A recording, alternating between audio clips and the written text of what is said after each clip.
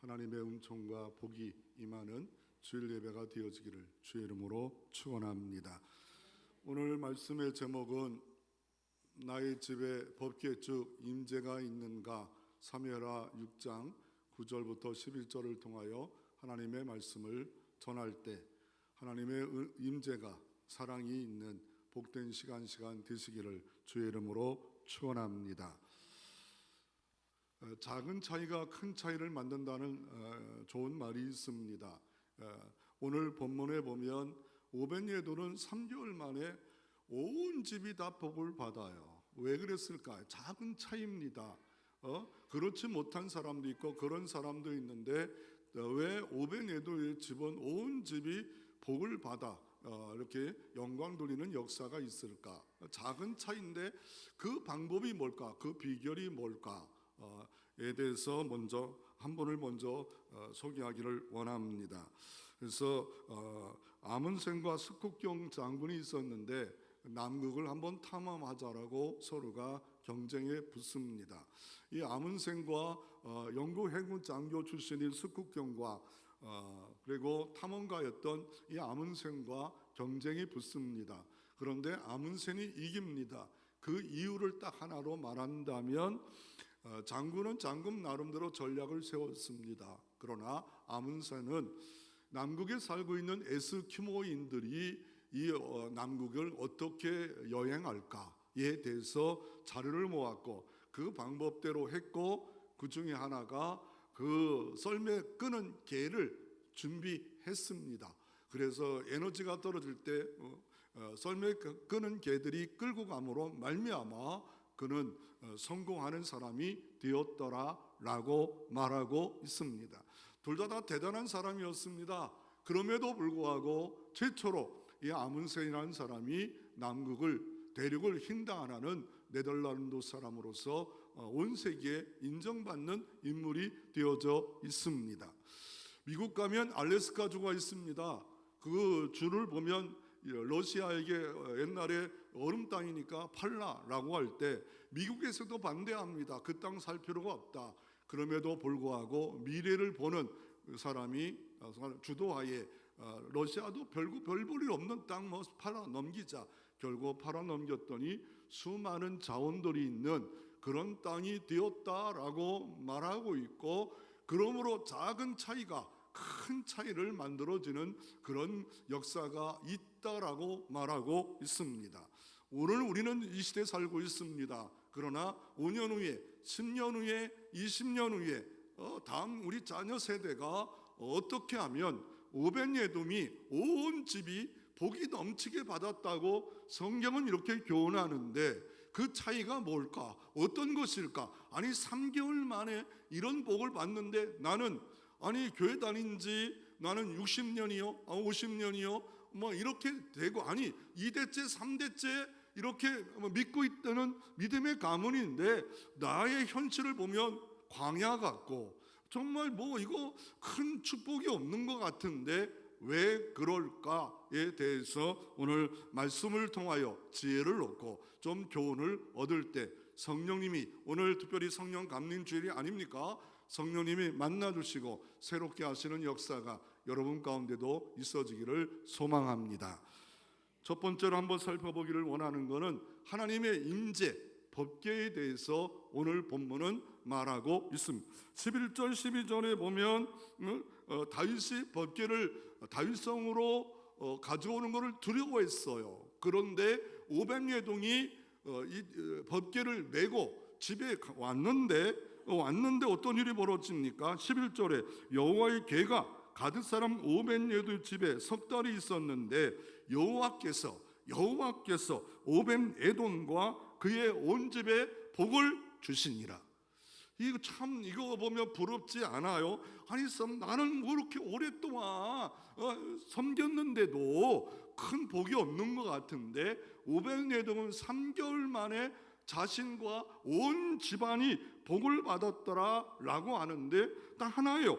여호와의 궤가 가드 사람 오벳예돔 집에 석 달이 있었는데 이것만 있어요. 이것만 기록하고 있어요. 그러면 가장 중요한 건 뭡니까? 법궤입니다. 법궤가 뭡니까? 우리 영상에도 뜨고 있는 것처럼 하나님의 인재의 상징인 법궤입니다. 이 법궤에는 위에는 뭐가 있습니까? 속죄소가 있고 하나님의 보좌의 상징이고 하나님의 인재의 상징인데, 원래 뭐 이거는 대단한 재료가 아니에요. 시띠나무 아카시아 같은 곳에 금을 입혔고 들고 다닐 때 이 채를 가지고 들고 다니라고 말하고 있고, 법궤 하면 구약의 법궤를 말하면 다른 말로 하면 하나님이 함께 하신다, 하나님이 임재한다는 상징이었습니다. 그래서 이 임재라는 것이 중요하지 않을까? 이 법궤 임재가 중요합니다. 아니, 법궤가 빼앗기기도 하고 법궤가 사람을 죽이기도 하고 법궤가 또 그 집에 왔는데 복을 받는데, 그러면 이 복된 임재가 있어야 되는데, 이 임재란 말은 파님이고 샤칸이라는 말로 히브리어로 씁니다. 파님, 하나님의 얼굴입니다. 하나님의 얼굴이 내게 축복의 얼굴로, 은혜의 얼굴로, 지켜심의 얼굴로, 평강의 얼굴로 내게로 향하고 있다는 오벤유의 집입니다. 또 샤칸입니다. 여기서 하나님의 임재를 말하는 세키나 임재, 세키나 임재를 말하고 있는데, 이 세키나의 영광, 독생자의 영광, 은혜의 영광 할 때 구약에는 성막, 성전, 그리고 여호와의 구름, 불기둥할 때 여호와가 임재하셨다라고 말하고 있습니다. 그런데 어느 때는 법궤가 빼앗기기도 하고 법궤 때문에 사람도 죽고, 어떤 때는 보니까 3개월 만에 어마어마한 그 복을 받아요. 여기서도 보니까 법궤가 한 곳에 있었던 게 아니라 엘리시대 때 법궤를 빼앗겼어요. 전투에 나갔다가 결국 블레셋 때문에 법궤를 빼앗긴지, 어떤 사람은 20년 만에 돌아왔다, 어떤 사람은 70년 만에 돌아왔다. 저 같은 경우는 지난주 한 주간 연구해 보니까 거의 100년 만에 돌아왔다. 아니, 사무엘상 7장 1절에 상 7장 1절에 20년이라고 분명히 말했는데 왜 20년이 아닌가? 이거는 조금 이따 다시 한번 이건 좀 깊은 것은 좀 이따 하지만, 중요한 거는 이거 임재구나, 임재, 세키나 임재구나. 그러면 내 안에 법궤, 내 교회의 법궤, 성령의 임재가 있는가? 법궤는 하나님의 임재라면 누구에게 임재합니까? 고린도 전서에 보면 고린도 성도에게 바울 사도는 이렇게 말합니다. 고린도 지역하면 뭐와 같으냐면, 이 시대 같으면 음란의 도시, 우상이 가득한 도시, 로마가 통치하는 대표적 도시 고린도를 향해서 바울은 고린도서 3장 10절에 너희가 하나님의 성전인 것과, 놀라운 겁니다. 구약에는 건물 성전을 말하는데 고린도 교회 성도들이 하나님의 성전인 것이라고 말합니다. 그리고 성령이 너희 안에 계시는 것을 알지 못하느냐? 성령이 너희 안에, 고린도 교회 안에, 너희 안에, 너희 마음 안에, 교회 안에, 집 안에 법궤, 이 성령이 계시는 것을 알지 못하느냐? 누구든지 이렇게 말합니다. 하나님의 성전을 더럽히면 하나님이 그 사람을 멸하시리라. 하나님의 성전은 거룩하니 너희도 거룩하라. 하나님에 대해서 어떻게 합니까? 복만 있는 게 아니라 멸하신대요. 이게 신약에도 나와요. 멸하신다. 너희도 내가 거룩하니 너희도 거룩하라.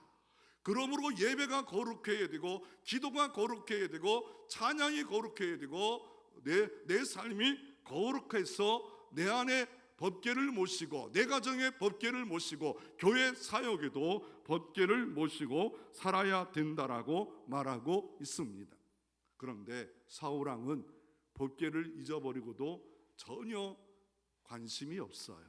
하나님의 임재의 상징 사울왕은 40년 동안이나 이스라엘 사람임에도 불구하고 하나님을 모신다, 하나님을 안다라고 하지만 이게 법궤 임재가 있는지 없는지, 그냥 예배드리고 교회 왔다 갔다 하고 직분 감당하고 이것으로 만족한 사울왕 같은 그런 길도 있을 수 있음을 말하고 있습니다. 그래서 법궤는 성령님의 인재의 복이다라고 말합니다. 이 복계에 어떤 복이 성경에 있을까? 출애굽기 33장 14절에 보면 여호와께서 이르시되 내가 친히 가리니 내가 평안을 주리라.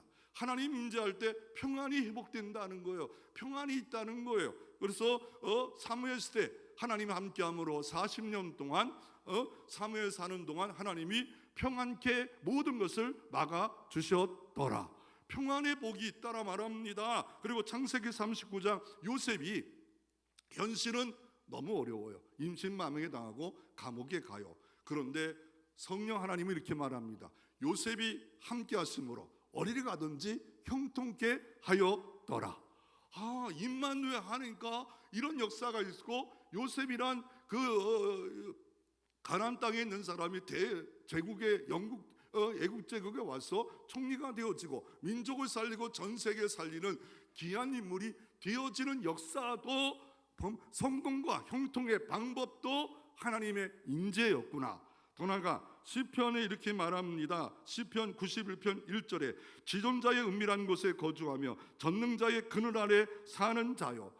하나님이 이게 그늘이 있구나. 이 더운 날 그늘이 없다면 얼마나 힘들. 전능자의 그늘이 가정에 펼치고 전능자의 그늘이 교회에 펼쳐져야 되는데, 이 나라에 펼쳐져야 되는데 하나님 함께 할 때 보이지 않는 하나님의 보호막이 있구나. 시편 24편 4절에는 이렇게 말합니다. 내가 사망의 음찬 골짜기를 다닐지라도 해를 두려워하지 않은 것은 주께서 나와 함께 하십니다. 현실은 사망이었어요. 그럼에도 불구하고 사울왕 장인어린 때문에 도망자의 신세가 됩니다. 그래서 광야 유다 광야에 숨습니다. 그러나 주께서 나와 함께 하십니다. 위험 속에도 보호합니다. 두려움 속에 위로를 주시는 하나 여호와의 임재가 있습니다. 그러므로 또한 스바냐 3장 이렇게 말합니다. 하나님의 임재에 대해서 이렇게 말합니다. 너희 하나님 여호와가 너희 가운데 계시니 그는 구원을 베푸실, 요 단어가 전능자시라. 구원을 베풀 전능자가 내 아버지래요. 함께 할 때 죄사함만 구원받아 영생을 얻는 게 아니라 모든 삶의 어려운 모든 문제 속에 구원을 베푸실 누구라고요? 전능자 여호와 하나님. 믿으시기를 바랍니다. 믿으면 그 복이 임할 줄로 믿습니다. 전능하신 하나님이 구원해 주십니다. 그리고 시편 16편 11절에 이렇게 말합니다. 다윗이 이렇게 고백합니다. 주께서 생명의 길을 내게 보이심으로. 현대로 바꾸면 이거예요. 내가 영생이 천국이 내게 보이심으로. 영생이 봤어. 영생이 눈이 열렸어. 주의 앞에는 충만한 기쁨이 있고 주의 오른쪽에는 영원한 즐거움이 있나니라. 영안이 열려지니까 생명의 길이 보였어. 예수 그리스도가 생명이다. 예수만이 생명이다. 주의 눈이 열려야 돼요. 이거 안 보여져요. 그럴 때 우편 좌편에 뭐가 있다고요? 충만한 기쁨이 있고 영원한 즐거움이 있나이다. 하나님의 임재 안에 기쁨이 충만합니다. 여호수아가 모세가 죽고 후계가 되게 됩니다. 두려웠어요. 그랬더니 여호수아 1장 9절에 내가 네게 명령한 것이 아니라 강하고 담대하라. 두려워하지 말라. 놀라지 마라. 네가 어디를 가든지 내 하나님 여호와가 너와 함께 하느니라. 여호수아 하나님과 함께 할 때 그 가나안 땅을 큰 족속 거인 족속을 다 이기고 승리하는 역사가 우리 가운데 일어날 수 있음을 말하고 있습니다. 이 임재에 대해서 이사야는 대선자입니다. 그럴 때 우시 왕이 죽던 해라고 6장 1절에 말하면서 우시 왕이 죽었습니다. 하나님을 의지하는 왕입니다. 그래도 선지자로서 하나님을 의지하는 귀한 왕이 죽었는데 불안합니다. 그럴 때 성전에 가서 하나님 앞에 기도하는데 수랍 천사가 나타납니다. 그리고 어떻게 말합니까? 하나님께서 내 입이 더럽다라고 말합니다. 하나님의 임재에 있는 곳에 첫 번째 깨닫는 것은 뭐냐면 내가 더럽군요. 내가 죄인이군요. 하나님의 임재가 아닌 악령과 귀신의 역사가 있는 걸 불만이 자꾸 일어납니다. 불평이 일어납니다. 원망이 일어납니다. 짜증이 일어납니다. 비교식이 일어납니다. 섭섭함이 일어납니다. 하나님의 임재가 있으면 내가 잿덩어리였구나, 똥덩어리였구나. 내 그 하나님 말씀을 증거하면서 살지 마. 그러나 어떻습니까? 하나님의 찬란한 은혜의 빛 앞에 딱 서니까 내 입술이 부정하였군요. 내가 문제였군요. 그렇게 고백할 때 스랍이 어떻게 합니까? 숯불 갖고 와 그의 입을 찢어버리고, 그럴 때 성결의 은혜를 허락해 주십니다. 그리고 나서 하나님이 말합니다. 누가 나를 위하여 갈고, 하나님을 위해 갈고, 그럴 때 내가 여기 있나이다, 나를 보내소서. 이게 예배입니다. 예배가 선교입니다. 예배가 전도입니다. 내가 바르게 예배 드리고 예배를 사모하고 기다리고 집중하면 이게 선교입니다. 여기에 부흥이 일어나는 겁니다. 여기에 은총이 일어나는 겁니다. 구약시대 예배를 멸시할 때 하나님은 멀리 떠나갑니다. 그러나 예배를 사모하고 예배를 기다리고 예배의 내 모습 더럽습니다, 악합니다 라고 할 때는 늘 긍휼이 임하는 역사가 늘 있었습니다. 역대하 7장 10절 이렇게 말합니다. 주님은 이렇게 말합니다. 스스로 겸비하고 악을 떠나면 내가 이 땅을 고치리라.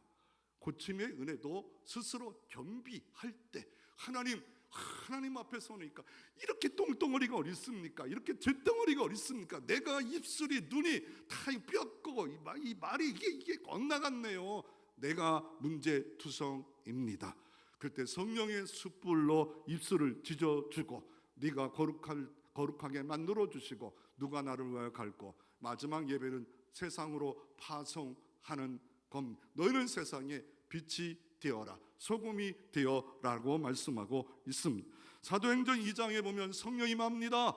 그럴 때 함께 기뻐하고 함께 나누고 함께 예배하고 함께 전도하고, 이게 성령의 은혜요. 임재 속에 이거 뭐 초자연적 기적, 이적, 능력, 방언, 예언, 병고침, 은사, 놀라운 역사가 공동체를 살리고 가정을 살리고 교회를 살리고 이렇게 하자. 그래서 120문도가 모여서 나중에는 은혜를 받자. 500문도 했다가 그러면 380명은 어디 갔습니까? 은혜 받은 120명이 중요합니다. 은혜를 사모하는 120명의 성령이 맞아 예루살렘을 뒤집어 버렸고 우리까지 뒤집어져서 오늘 여기까지 세계 20억의 인구가 하나님을 찬양하는 그런 백성이 되었는데, 진정한 찬양이 있느냐가 또다시 우리의 미래를 결정하고 한국교회를 결정할 수 있는 것을 볼 수가 있습니다. 그래서 내 집안에 법궤가 있는가? 내 안에 법궤가 있는가? 어떻습니까? 아가씨가 결혼했어. 그리고 건강하면 임신하잖아요. 아이를 갖지 않아. 그러면 모습이 달라져요. 배도 나오고 먹는 것도 달라지고 생활도 달라지고 호르몬도 달라지고 다 달라지잖아요. 아니 배 안에 아기 하나 임신해도 달라지는데 전능하신 하나님이 전으로 나를 삼아 영생의 그 가치 있는 존재로 나를 바꿔놨다면 내 눈이 바뀌고 내 삶이 바뀌고 내 질이 바뀌고 이 아기 하나 때문에 조심조심하고 태아 교육하고 이 아이를 어떻게 하면 건강하게 키워서 좋은 자녀로 키울까 노심초사하는데 내 안에 나를 위하여 피 흘리신 예수 그리스도가 그의 영으로 임하였다면 그분을 위하여 그분 때문에 그분으로 인하여 뭔가 변화가 있다. 그러면 그분 안에 성령이 임재가 있는 삶입니다. 그래서 다윗이 임재를 경험하자 두려움 가운데도 용기를 내었고 어려움 가운데도 여호와는 나의 목자시니 내게 부족함이 없으리로다. 이사야도 변화를 받지 않아요. 두려움 가운데 내가 여기 있나이다. 예배를 온전히 드려진 사람은 끝난 게 아니에요. 삶 속에 빛과 소금이 되고 전도가 되어지고 선교하는 일에 쓰임받을 때 이게 참 예배를 드려진 삶임. 많이 예배 드리는 것도 중요해요. 그러나 참 예배자, 신령과 진정으로 예배자를 찾는데 영이신 주님 앞에 내가 진짜 예배를 드리고 있는가? 사도 바울은 어떻습니까? 다메토성에서 예수를 만났을 때 저는 예수 믿는 사람은 핍박하였지만 성령의 은혜를 받자 유럽으로 나가 그 불모지역에 가서 돌에 맞고 감옥에 가고 매 맞고 죽을 각오하며 복음 전도를 해서 하나님 나라를 세웠지 않았습니까? 이 성령의 임재가 여러분 마음에 삶에도 다시 한번 회복되어지는 역사가 있기를 주의 이름으로 축원합니다. 두 번째로, 작은 차이가 큰 차이를 내는데, 그러면 오벳요돈을 보면 오늘 11절에 보면 어떤 차이가 있을까? 10절에 보면 다윗이 여호와의 길을 옮겨 다윗성에 가기를 메어 가기를 즐겨하지 아니하고, 근데 갑자기 다윗이 메어 간대요. 그러면 또 뒤에 오벳요돈이 메어 간대요. 이거 메어 간다는 말을 하는구나. 근데 사무엘상 6장에 보십시오. 6장 1절에 다윗이 다윗성을 세워놓고 통일 왕국이 되어놓고 힘이 있어. 그러다 보는데 하나님의 법궤가 다윗성에 없는 거예요. 저 변방에 있는 거예요. 이거 아니지 않냐? 참 다윗도 하나님 사랑해요. 그래서 법궤를 가져오기 위해서 어떻게 6장 1절에 보면 이스라엘의 뽑은 대표자들 몇 명이 모였냐면 3만 명이 모였어. 야, 법궤 하나 모셔오는데 3만 명을 모았어요. 그리고 어떻게 합니까? 그 개를 가지고 위해서 개를 가지고 오는데 어떻게 합니까? 이 새수레를 가져요. 그리고 소를 끌어요. 그리고 아비나답 집에서 이 수레를 가지고 새수레를 가지고 와요. 그런데 그것을 끝난 게 아니라 예배적 모습을 가져, 이 제의적 모습을 예배적 찬양단을 세워요. 어떻게 합니까? 5절에 다윗과 이스라엘 온 족속이 잣나무로 만든 여러 가지 악기와 수금과 비포와 소구와 양금과 재금으로 여호와 앞에 연주할, 법궤에서 빠방빠방 막 할렐루야 막 연주하면서 3만 명이 막 함께 3만 명만 있어요. 주변에 막 구경하는 엄청난 사람이 이 법궤를 다윗성으로 아비나답 집에서 모셔오는 일들을 하지 않습니까? 얼마나 다윗 멋져요. 3만 명을 동원했잖아요. 이거 뭐 쉬운 거 아니잖아요. 그런 왕인데 그냥 법궤를 조용히 모셔올 수 있었을 텐데도 불구하고 나는 더 왕 중의 왕이신 상징인 이 법궤를 이렇게 모셔올 수 없다라는 생각 가운데 찬양과 함께 오지 않아요. 그런데 이게 다곤의 그 마당에 오는데 갑자기 소가 벌떡 뛰어요. 그럴 때 이 아비나답의 집에 아유와 우사가 있었는데, 자녀가 있었는데 이걸 모시고 오는 일을 맡았나 봐요. 근데 우사가 법궤가 떨어질 것 같은 게 딱 잡았어요. 잡을 수 있는 거 아닙니까? 또 소가 뛸 수도 있는 거고, 뭐 그것까지 뭐라고 할 수는 없잖아. 소가 뛸 수도 있죠. 소가 뛰어요. 뒷발질도 하고. 그래서 어떻게 하면 잡았어요. 그런데 죽었어요. 급사해 버렸어요. 급사했다니까. 오늘 같은 경우에 뭐 예배 안내하는 권사님들이 죽었다라, 예배 끝나고 뭐 이런 일이 벌어지면은 이거 뭐 좋은 일은 아니잖아요. 당황스러운 일 아니겠습니까? 전사님 중에 한 명이 죽었다라, 뭐 이래봐요. 저도 포함하고요. 목사도 죽었다. 저도 포함해야죠. 그래서 다윗이 어떻게 합니까? 그 장소를 베레스 우사, 여호와가 치셨다. 아니 법궤를 가져오는데 여호와가 치셨다는, 예배드렸는데 왜 여호와가 치십니까? 찬양했는데 왜 여호와가 뭐 망연된 겁니까? 이거 뭔가 뭐 이렇게 된 겁니까? 그래서 다윗이 두려워요. 법궤가 두려워요. 그래서 가지고 오지 않아요. 어찌 내게로 오리야? 이거 뭐 올 방법이 없다. 그런데 다윗이 여호와의 길을 옮겨 다윗성 자기가 메어 가기를 즐겨하지 않아.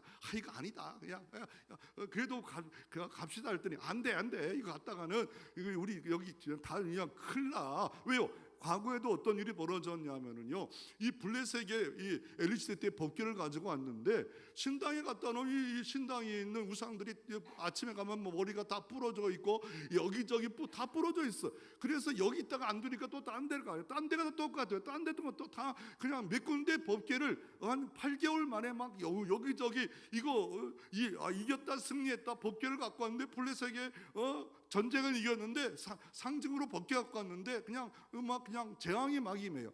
그래서 어느 날은 베세메스에다가 새끼를 둔 암소 보고 끌고 가라고 그랬어요. 그리고 보통 이 새끼 암소는 가다가 멈추든지 가다가 뒤를 돌아보든지 울면서 그 길을 가요.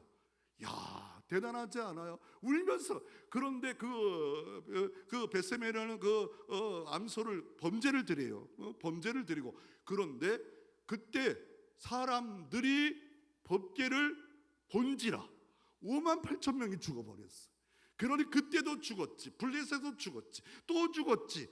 야, 그러니까 이거 뭐 다윗이 난 좋은 일을 하려고 했던 건데 왜 이렇게 시험거리를 만들어? 그래서 출경하지 않았다는 거예요. 이해가 되지 않아요. 그래서 포기할 수 있지만 오벳예드라는 사람이 뭐요? 어깨에 매여서 집으로 갔더니 석 달 만에 오벳예돔과 온 집이 복을 받았더라. 뭔가 맸다는 말에 뭔가 이 두 번을 강조하는 것을 보면서 다윗의 출교, 매우 아까는 그냥 수레로 끌고 왔는데 뭔가 힌트를 주고 있지 않아요. 뭔가 문제가 있었다. 오벳예돔이 법궤를 맸다라고 말하고 있습니다. 그러면 고라 자손은 이 사람은 고라 자손이고 가들 리몬 출신입니다. 가들 리몬이란 말은 이게 뭐냐면 이스라엘 땅에 가장 중요한 장소가 예루살렘이 유다의 다윗성인 유다 왕국 유다. 그런데 이거는 블레셋과 같이 붙어 있는 변방 이 단지파가 있었던 가드란 그 동네가 있는데 여기 대표적인 인물이 성경 다윗 시대의 인물이 있어요. 누구냐면 골리앗이 가드 사람이에요. 그러니까 변방서 블레셋 사람과 함께 그냥 이렇게 애 나가서 찍고 살아가는 그런 출신이고, 그렇지만 이 사람은 또 레위 자손이었어.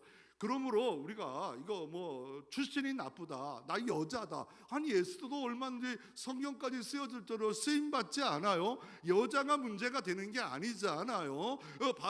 이거 페르시아 있다, 그것도 문제가 되지 않습니다. 그러니까 출신이 별로 안 좋다, 이건 문제가 될 수 없습니다. 그런데 또 출신이 안 되는 건 뭐냐면 유다서 1장 11절에 보면 화이슬전저 가인에 대한 이야기를 합니다. 화이슬저 발람을 얘기합니다. 화이슬저 고라의 자손을 말합니다. 아니 민수기 16장이면 고라 자손하면 어떤 사람입니까? 고라하면 레위 자손 중에 세 아들이 있었는데 그 중에 고라 자손들이 뭐라냐면 성전에 있는 물건을 운반하는 일을 맡았어요. 그런데 이 사람들이 이게 화가 났어요. 왜요? 아니 이 모든 백성들도 우리도 하나님이 나를 세웠는데 왜 모세와 아론을 결정하고 지시만 하고 우리는 뼈 빠지게 막 성전 닦고 일하고 봉사하고 왜 그렇게 해야 됩니까? 그 까를 말 잘해야 되는데 까 그렇게 했어. 눈을 뒤집어 까고 까 하면서 모세 이놈 아론 이놈 지들만 리더냐? 그래가지고 어떻게 합니까? 여호와께서 어떻게 해요? 성전에 성막 앞으로 오라. 그래가지고 어떻게 합니까? 자기 집에 있는 향료를 가져오라. 250명. 그래, 우리 가자. 한번 당을 쪄서 250명이 나왔습니다. 그랬더니 여호와가 뭡니까? 그분은 여호와의 불이 아니에요. 하나님께 예배드릴 불이 아니에요. 그래서 어떻게 하면 여호와가 불이 내려 그 즉시로 200명, 50명을 태워 죽여버린 게 민수기 16장이에요. 그리고 그것으로 끝난 게 아니에요. 그 집안이 그냥 갈라져 가지고 다 함몰돼 버렸어. 그 주위에 있는 사람도 같이 못 살고 도망가자. 여기다가는 그 고라 자손 때문에 우리도 죽는다. 라는 내용이 고라의 폐역한 길이었다라고 이렇게 말하고 있습니다. 그러니까 출신이 별로 안 좋아요.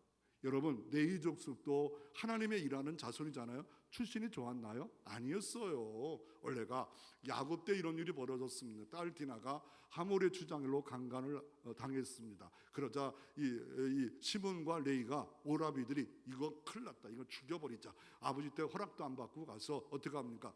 너희들 다 할례를 행하면 우리 결혼시켜줄게. 그리고 칼 갖고 할례한 그 이방 사람을 다 죽여버립니다.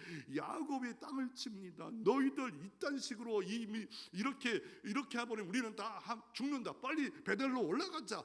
그렇게 했던 그 자손이라 모든 축복에 시몬과 레위는 야곱을 우습게, 부모를 우습게 여긴 사람으로 찍혔어요. 그런데 어느 날 어떤 일이 벌어집니까?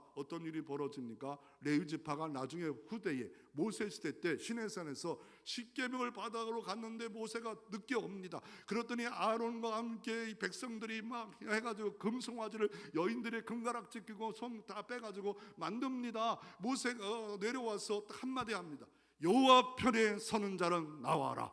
그럴 때 레위 족속들이 나갑시다. 아니 그때 나가면 이 모든 거기 흐름에 반역하는 것 같은 느낌이 들어요. 딱 나갔을 때 쳐 죽여라. 그럴 때 여기서부터 저기까지 3,000명을 쳐 죽였더라. 그때부터 레위 자손들이 하나님의 일을, 성막의 일을 하는 족속으로 레위 족속이 구별되어 하나님이 쓰셨다라고 이렇게 말씀하는 역사가 이루어졌습니다. 그러므로 출신이 중요한 게 아니라, 과거가 중요한 게 아니라 현재 하나님을 향하는 마음이 있다면 여러분 가정과 가문이 바뀌어지는 역사가, 변하는 역사가 이루어질 것을 믿으시기를 바랍니다. 다윗의 가슴 속에도 일어난 파문이 있어. 다윗성이 너무 좋은데 저 법궤를 가져오자. 그래가지고 어떻게 합니까? 못 갖고 왔어. 그런데 동네 사람들이 막 얘기해요. 막 사람들이 오벤예도 집에 그 법궤를 가져왔는데 복이 막 넘쳐요. 여러분, 복이 넘쳐서 막 동네 사방으로 막 소문이 막 퍼져요. 복을 받아가 사방으로 막 복이 퍼져요. 이런 복도 받으면 얼마나 좋을까. 사방 자손 잘 됐어, 가문 잘 됐어, 막 이 복이 퍼지니까 다윗이 부러워가지고 어떻게 합니까? 그럴 때 어떻게 합니까? 법궤를 이제는 세수레가 아닌 메워가지고 오면서 딱 몇 걸음, 오늘 성경에 보니까 6장 13절에 여호와의 궤를 맨 사람이 6걸음을 딱 뗐어요. 법궤를 맨 사람이 6 땅 그러자 덩실덩실 다윗이 여호와 앞에 춤을 춥니다. 호산나 호산나 찬양했던지 그냥 힘을 다하여 찬양합니다. 그냥 여호와 앞에 애처럼 기뻐 뛰며 주인이 늦게 돌아왔을 때 애완경이 기뻐서 뛰는 것처럼 막 뛰노랍니다. 그것이 그때만 그런 게 아니라 법궤를 가지고 와서 다윗성까지 가는 먼 거리에서도 계속 모든 백성이 보는데 왕인 다윗이 춤을 춥니다. 그랬더니 다윗의 부인 미갈이 창문에서 이렇게 내려보면서 하지마. 아니 그 왕이 추잡스럽게 그냥 덩실덩실 춤이나 추고 잔소리 폭격을 합니다. 근데 미갈이 어떤 복을 받지 못해요? 임신하지 못하는 복을 받지 못합니다. 자녀의 복이 없습니다. 말 한마디 이거 했다가 미갈이 이 복을 못 받아.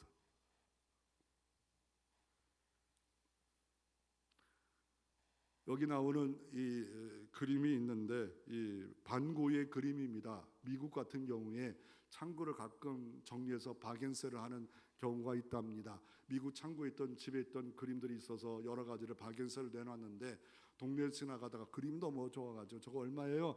7만 원에 팔았습니다. 그거 사는 것을 보고 그 그림을 아는 사람이 저한테 주세요. 그래가지고 들어가서 연구단체에다 들어가 봤더니 반고의 그림이었습니다. 나중에 이 사람한테 받아서 경매했는데 7만 원 샀는데 나중에 경매가가 200억이었습니다. 얼마 남은 거예요? 199억. 되게 어렵네요. 야, 이게 뭐 그 위원중이 그냥 볼지도 몰라. 미술 작품 볼지도 못하는데 이거에 대해 눈이 열린 사람은 저 그 예사 그림이 아니다.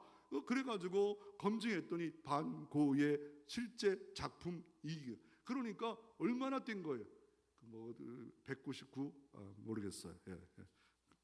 그래서 작은 가치가, 작은 차이가 큰 차이를 넣을 수 있는 겁니다. 유진 피터스라는 사람이 자유라는 책을 썼는데 유진 피터스 목사님인데 20세기 최고의 고수로 알려진 빈스 롬바디아가 선수 하나가 부정행위를 하나 딱 적발합니다. 그냥 넘어갈 만한데 지적합니다. 왜 그렇게 유명한 코치가 왜 그걸 지적합니까? 라고 할 때 그렇습니다. 선수가 작은 거 하나 우습게 태도를 가지면 나중에 훌륭한 선수가 될 수 없기 때문에 나는 코치고 감독이기 때문에 지적합니다. 왜 아담과 하와가 죄를 범합니까? 이 사단과 귀신의 거짓말하는 소리 앞에 넘어지지 않았다면 승리할 수 있었지 않았습니까? 한 달란트 받은 사람이 다른 사람 다 충성할 때 작은 차이 때문에 이를 갈고 슬피 울며 있는 그런 일이 벌어지지 않았습니까? 켄 브랜차드의 필 하스가 지은 섬기는 리더 예수라는 책이 있습니다. 우리 교회는 섬기는 겁니다. 섬기러 서번트입니다. 예배도 서비스입니다.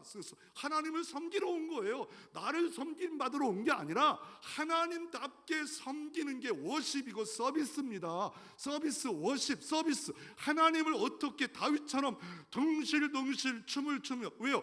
만 가지 은혜 받았기 때문에 너무 감사해서 서번트 리더십을 가지는 이 차이. 와, 권력형, 나를 높여줘라, 이런 리더십을 갖고 있는 게 아니라, 교회는 섬기는 종들만, 청지기만 모여진 게 교회입니다. 세상 사람들은 군림하지 않아요. 그런데 서번트 리더십이라 말합니다. 수도원들이 있습니다. 그럴 때 그 수도원에 살았던 로렌스라는 사람이 수도사가 됩니다. 그런데 나중에 보니까 많은 사람이 이 사람의 상담하고 기도를 받아요. 수도 원장도 있고 매일 수도하는 수도사도 있는데 왜 이 사람은 부엌에서 일하는 사람입니다. 그런데 세월이 흐르면서 그 차이가 뭐냐면, 설거지하며 기도합니다. 설거지하며 찬양합니다. 이 그릇 닦여지는 것처럼 나를 닦아 주옵소서. 매세 기도하고 모든 일을 기도하다 보니까 하나님의 임재가, 세키나가 너무 강력하게 이 사람에게 임하였다라고 말을 하고 있고, 이 사람에게 은총과 능력과 권능과 지혜가 어마어마하게 로렌스에게 임해서 하나님의 임재는 책을 써서 세계의 많은 사람들에게 교훈을 주고 있는 사람 중에 하나입니다. 루마니아 가면 살아있는 순교자가 불려지는 범브란트가 14년 동안 감옥에 있었습니다. 그런데 감옥이 어떻겠습니까? 그랬더니 감옥이 하루 같았습니다. 그 말을 합니다. 왜 그럴까요? 초막이나 궁궐이나 하나님과 교제하다 보니까 14년을 하루처럼 보냈습니다. 참 신비한 일이잖아요. 놀라운 일이잖아요. 이런 일이 어떻게 일어날 수 있을까요? 성령은 힘으로 능으로 안 되지만 오직 성령은 되어질 줄로 믿으시기를 바랍니다. 다윗의 실수는 뭡니까? 법궤를 운반해야 되는데 메어가라고 분명히 했는데, 그것도 레위 자손 세 자손 중에 누구에게 메어가라고 하는데, 요 하나 실수, 요 하나의 차이. 레위 자손도 모든 성막 가운데 이렇게 서 있을 때도 레위 자손이 있어야 될 위치, 태도, 이게 있어. 내가 있어야 될 태도, 위치, 방법. 작은 거 하나, 이거 하나 다 너무 멋있지 않아요? 막 3,000명 막 찬양단 다 준비했어. 그러나 메어가라는 이 말씀 앞에 소홀히 해버렸습니다. 결국 어떤 일이 벌어집니까? 다윗의 실수로 말미암아 어떤 일을 벌어집니까? 결국 고라가 대표적으로 죽은 겁니다. 너 다윗 정신 차려 라고 하고 있는 겁니다. 그래서 성경은 이렇게 말합니다. 역대상 15장에도 이 사건을 말하는데, 전에는 너희가 매지 아니었으므로 우리 하나님이 우리를 찢어졌으니 이는 우리의 규례대로 그에게 구하지 아니했다. 하나님의 규례대로 구하지, 하나님이 찢으셨다. 그러므로 규례대로 하자. 법궤를 어깨에 매자. 민수기 4장에 이렇게 말합니다. 언약궤를 옮길 때 반드시 레위 지파 고앗 자손에게 어깨에 매라. 그래서 뜰채까지 만들어서 함부로 만지고 보면 죽는다. 하나님을 우습게 이렇게 보지 말라라고 이렇게 말하고 있습니다. 현대에도 다윗의 실수처럼 한 사람이 있는데 목사님입니다. 짐 메이커라고 미국의 유명한 목사님입니다. 그가 어떤 거를 했냐면 이렇게 토론식으로 설교를 했어. 그래가지고 엄청난 인기를 누립니다. 그러니까 버라이트처럼 그냥 막 토론하면서 사람 모아놓고 이 사람에게 얘기하면서 질문하면 답하면서, 그래가지고 사람들이 잔뜩 있고 초청받은 앞에 있는 사람이 있을 때 사모님이 우리 집에 오신 거를 환영합니다. 이게 예배 속에 있었어. 그랬더니 새롭다고 해서 사람들의 인기가 막 너무 높아가지고 막 그냥 짐 메이커 미국의 짱이었어요. 설교자로 짱이었습니다. 그리고 이분이 돈이 들어오자 뭘 했냐면 놀이공원을 만들었어요. 그래가지고 그 놀이공원도 대박 나가지고 그 아들에 의해서 말하면 하루 수입이 10억 원이었다 말합니다. 놀란 사람 2명밖에 없네요. 목사가 하루에 10억 원이. 그럼에도 불구하고 착복하고 이거를 어떻게 합니까? 이 돈을 다른 데 사용함으로 말미암아 재판에 걸려 사심형을 미국에서 받았습니다. 그렇게 대단하게, 얼마나 대단한지, 이분이 설교하는 것이 많기 때문에, 강의하는 것이 많기 때문에 주마다 헬리콥터를 미리미리 다 갖다 배치해놨어요. 주마다. 그러니 그거 몇백억 되는 그 헬리콥터가 있다가 가면 또 어디서 강의하고, 가면 또 헬리콥터 타고 움직이고, 이런 헬리콥터가 몇 대나 운영하고 있었던 그분이 감옥에서 책 하나 썼어요. 내가 틀렸도다. 내가 틀렸도다. 내가 틀렸도다. 이 고백이 하나님의 회복의 역사가 이루어지는 고백인 줄로 믿으시기를 바랍니다. 결국 이 베레스 우사의 똑같은 장소지만 한 사람은 복을 받았고 한 사람은 복을 받았지 못했는데, 사무엘하 6장 좀 법궤를 만졌다. 이거를 원어로 내 거야 라는 히브리어 아하츠, 이거 내가 어려서부터 아버지 그 집에 있었던 법궤야. 하나님의 교회, 하나님 거, 하나님 것인데도 내 거야. 내 방식, 내가 원하는 대로 해야 돼. 이게 우사의 죽임당한 이유가 있었다. 오랜 동안 아비나들 집에 손잡을 될 것 같아요. 그런데 죽임을 당했다라고 말하고 있고, 베세메에서는 사무엘상 6장 19절에는 그렇게 했다가 받다가 5만 가로치고 70, 그러니까 5만 70명이 죽었다라고 이렇게 말하고 있습니다. 차이입니다. 작은 차이. 말씀의 규례대로 살아가야 됩니다. 세 번째로 오벳예돔의 집에 어떤 복이 있습니까? 그냥 온 집이 다 뭘 받아. 그래서 이 복을 150년 동안 지난 후에 두 가문을 미국에서 마크 슐츠 후손과 조나단 예돈 후손을 딱 구분해 봤어요. 영국에서 신앙의 자유 때문에 미국에 들어왔는데 한 사람은 성공하리라, 부자들이라 그래가지고 뭘 했냐면 가게를 했는데 술집을 해버려요. 돈 엄청 벌었어. 그런데 그 자손이 150년 흘러니까 노숙자 감옥에 간 사람들이 수도 없이 많았습니다. 조나단 에드워드 이분은 어떻습니까? 나는 하나님을 경외하러 미국에 가리라. 그래가지고 어떻게 합니까? 신학교 갔어요. 목사가 됐어요. 그리고 프리스 신학교 대학, 유명한 대학을 만들고 그 가문을 다 조사해 보니까 유력자, 능력자가 있었다라 말하고 있습니다. 이 오벳의 자손의 본을 보면 어떻습니까? 하나님이 복을 줘 8자손을 주었더라. 그 복을 줘 능력이 있었더라. 복을 줘서 성전을 지키는 문지기가 되었더라. 아니 그게 뭐 문지기가 뭐예요? 복 받았으면 편하게 살아야 하는데 하나님을 얼마나 사랑하니까 성전의 문지기로 살고 싶은 이 오벳의 가문의 아름다운 신앙의 전통이 있었더라. 이 자녀의 복을 받으면 그래서 결국 어떻습니까? 오벳의 난자가 62명이래요. 그러니까 나이 80세 할 때 우리 집안에 보니까 62명이야 80명이야 차 2대로 버스로 놀러 가야 돼. 이렇게 됐다는 거예요. 그러니까 자손들이 다 복을 받아 다 건강하게 62명이 살았더라. 그리고 큰 인물이 나왔는데 뭡니까? 큰 용사, 그 큰 용사도 나오고 더 나아가 다 능력이 있었더라. 직임을 잘 감당하는 능력이 있었더라. 왜 그랬을까? 한 가지는 남들이 하나님의 일을 하기 싫을 때 감당했다는 겁니다. 남들이 부담스러울 때 감당해서 하나님을 감동해서 3개월 만에 이 집이 복을 줌으로 하나님을 감동한다는 게 얼마나 중요한 것에 대해서 보여주고 있습니다. 결국 이 아비담의 집에 보면 이 법궤가 몇 년 동안 머물렀을까에 대해서 말한 사무엘 7장에 법궤가 머무른 지 20년이래요. 여기서 20년이 딱 말합니다. 그러면 20년이지 왜 100년이냐 말합니다. 그 사무엘상 시대예요. 법궤가 딱 사무엘에 보니까 20년이 지났어요. 벌써 20년. 그러니까 첫 번째 법궤가 빼앗겨서 8개월 동안 있다가 베세메를 통해서 아비나답의 집에 왔어. 그 아비나답 집에 법궤가 20년 지났어. 그리고 사무엘이 이때부터 어떤가 하면 통치했어요. 32년을 통치했어요. 그리고 나서 사울왕 왕 세워가지고 또 사울왕이 40년을 통치했어. 그리고 다윗 시대가 왔어요. 다윗이 헤브론에서 7년 6개월을 통치했어. 다 더하니까 얼마라고요? 99년 9개월이. 머리 아파 죽겠네요.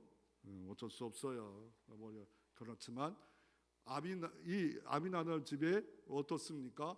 거의 99년 9개월, 전체는 100년 4개월인데 99년이 있는 1대, 2대, 3대, 4대에서도 복을 못 받았습니다. 근데 오벤 에돔의 집에는 결단이 있었고, 다른 말로 말하면 이 집이 어마어마하게 이 손자일 거예요. 이게 손자인데 그 복을 받은 이유가 뭡니까? 결단했다는 거예요. 야, 이럴 때 충성하자, 이럴 때 봉사하자, 이럴 때 예배하자, 이럴 때 기도하자. 그래서 온 집이 복을 받았고 자손 대대가 복을 잡았고, 그 이유는 사무엘은 이렇게 말합니다. 나를 존중히 여기는 자는 내가 너를, 네 집안을 존중히 여기고, 나를 멸시하는 자는 내가 경멸하리라. 예배를 존중하고 교회 사역을 존중하고 그렇게 하는 자는 내가 너를 존중하게 만들어 줄 거야.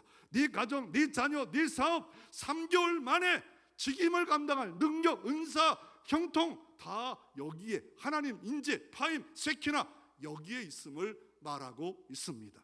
오벤에돔 출신 안 좋아요. 당을 지어서 하나님을 기쁘게 하지 못한 가문입니다. 그러나 오벤에돔 이 사람은 이거는 아니다, 이때 이 법궤를 이렇게 소홀히 여기면 안 된다 하고 섬겼더니 그 온 집안이, 자손들이 다 복을 받는, 대대손도가 복을 받는 이 역사가 이루어지시, 이런 주인공 되시기를 주의 이름으로 축원합니다.